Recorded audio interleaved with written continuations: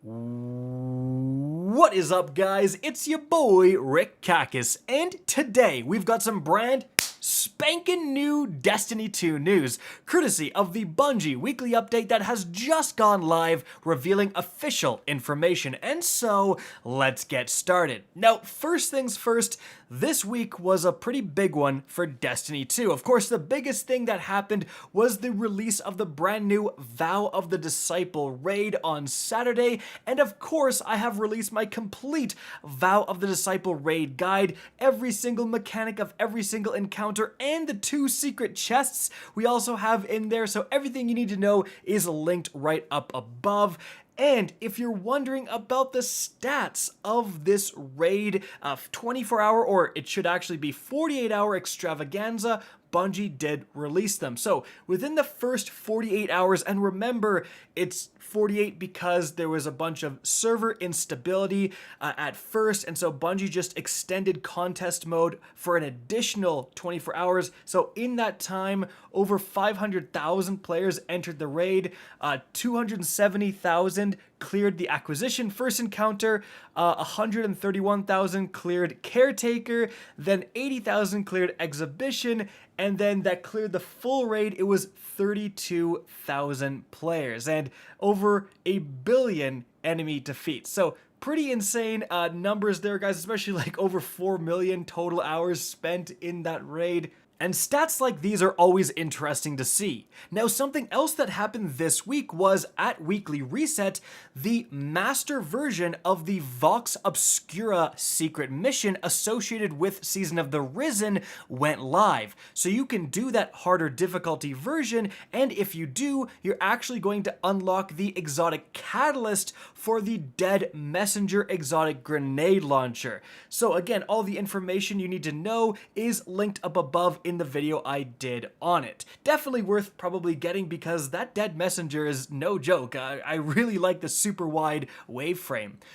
But moving on from there, guys, the next thing we have here is that Bungie actually released a ton of concept art for the Witch Queen, and you're going to see some really cool stuff that maybe changed or didn't quite make it into this expansion. And I always think that that's super interesting to look at because sometimes stuff that, was in early concept art that didn't quite make it into the game, it will find its way into the game at a later point. A great example of this is Europa. We had concept art for Europa back with Destiny 1, and it took all the way until Beyond Light, but we did eventually get it. So it's always interesting looking at that stuff. But guys, moving on from there, Bungie actually revealed some new information about some upcoming activities for Destiny 2. And the first one happens tomorrow. That's right, tomorrow morning at Reset, Trials of Osiris goes live for the first time since the launch of the Witch Queen. And it's going to have 6 weapons in its loot pool. 2 of them are new, but guys, very importantly, all 6 of them will have the brand new Origin perks. So even if it's the same weapon, for example, the Reed's Regret, like the Reed's Regret was available last season, if it's available this season again, even though it's the same weapon, now the new one will spawn with the Origin trait. So, what is that Origin trait? Well, the Trials of Osiris Weapons will have, firstly, the One Quiet Moment Origin trait, which is the same one Crucible weapons spawn with, and that gives you increased reload speed 4 seconds after being out of combat, but then they will also get the Alacrity unique Trials Origin perk. Now, what this does is it increases the reload, stability, aim assist, and range when running solo or as the last Guardian standing, which is a pretty big deal because I believe it applies to any activity in which you're solo, so it's also going to be active in Rumble, so definitely getting some Trials weapons for Rumble is a great idea, and I think it's also going to be active in PvE if you're solo. So for example, if you're doing a solo flawless dungeon, having those Trials weapons with an always active increase to all those different stats, that's nothing to scoff at. And speaking about the two brand new Trials weapons, or one brand new one returning one, firstly, we have the Aisha's Embrace Scout Rifle.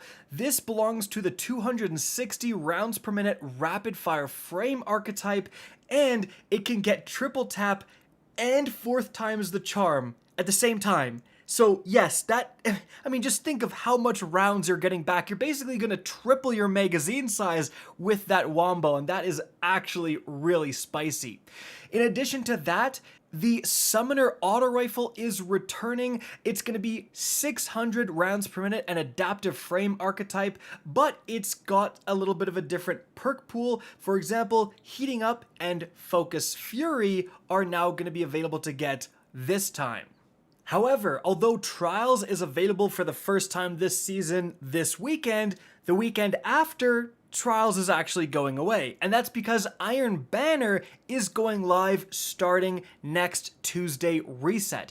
And just like Trials, there's going to be 2 brand new weapons added to the Iron Banner loot pool, and the existing weapons, for example, like the machine gun from Iron Banner, that's carrying forward from last season, but now it's going to be spawning with the new Iron Banner origin trait. So what is that origin trait? Well, it's actually called the Sulking Wolf trait, which activates during the hunt with enhanced radar and removal from enemy radar when you land an epic final blow with it. So absolutely, like, very specific to Iron Banner, but not appearing on your opponent's radar when you're in the hunt mode is actually pretty insane. So certainly for farming those Iron Banner tokens faster, that's going to be important. And speaking of those 2 new Iron Banner weapons, the first one is going to be the Frontier's Cry. This is the 180 rounds per minute precision frame archetype, and Bungie says it has some fun perks including Steady Hands and Compulsive Reloader, plus Iron Reach to let it exceed the range available to most precision hand cannons. And the other one is the Razor's Edge Vortex Frame Sword.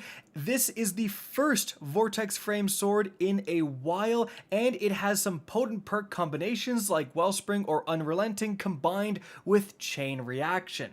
Now, it should be noted for these 2 weapons especially, and actually the Trials weapons, some players have access to these early if they stocked up on bounties and engrams, and ya boy is one of them. I have a really spicy roll of the hand cannon, and I think the Razor's Edge too. I think my hand cannon has like rapid hit plus 1 for all or something like that, or kill clip. So I will absolutely be making a video going over both of those weapons in greater detail and talking about the rolls to look for before the next Iron Banner. So keep an eye out for that video on Monday or Tuesday morning. Now, Bungie does say one more thing. Don't forget that both the Eternity and Vostok maps have returned, and they say we also have a new map up on the horizon, but we're not quite ready to talk about that yet. Interesting. So potentially later in the season, we're getting another new Crucible map. Now, guys, moving on from there, there was actually a hotfix that hit the game today, and definitely the biggest changes are, firstly, glaive mods were available to be obtained, so I think now you can find like glaive finder mods and stuff like that. That's pretty darn good. Also, Wellspring has loot protection, so if you're trying to grind those red weapons in Wellspring, that's been added to the game. Definitely a great time to do that. And also, Rahul is now going to be able to properly sell you your 1 alloy per week. Previously, if you bought it once, you'd never be allowed to buy it again, so definitely go to him and get your alloys.